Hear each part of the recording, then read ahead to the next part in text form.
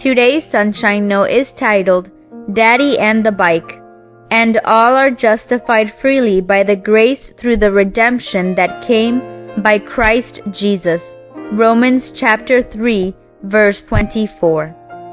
We didn't notice the angry dog charging in our direction until it was too late. From my cozy nook in the kiddie seat on the back of the bike, all my 3-year-old eyes could see was my daddy's strong back swaying as he pedaled, and the white blur of fur up ahead that was our dog Jake.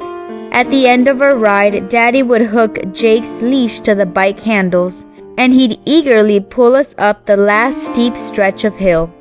Good old Jake always carried us safely to the top. But when the attacking dog came out of nowhere, naturally Jake lunged at the dog to fight back and protect us. He just forgot one detail. He was still tied to the bike. Instantly we lurked forward and then were thrown down toward the pavement. Being so small and sitting up so high on my bike chair, I remember the black top of the street inching closer and closer, almost in slow motion. Expecting to smash down terribly on the hard ground, I was surprised when I fell instead onto Daddy's much softer body.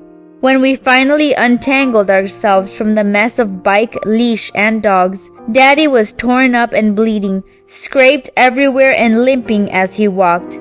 I didn't understand what had happened until I heard him telling Mom later that he'd thrown himself backward in order to break my fall and save me. For the next few weeks, those bloody healing scrapes and scratches seemed to tell me just how much my daddy loved me, because he had thrown himself in harm's way when I couldn't save myself. As I grew up, this bike story became a metaphor of Jesus for me.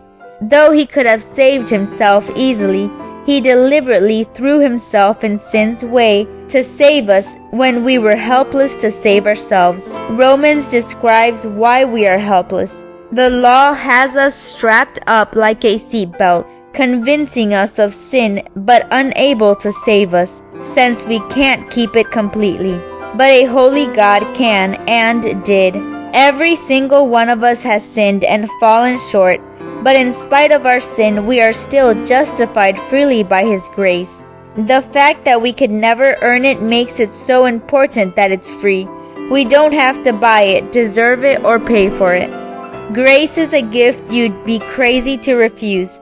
Free may sound too simple, but it wasn't simple for Jesus. Recall the blood, see the scars, and know you are loved beyond belief. May God bless you today.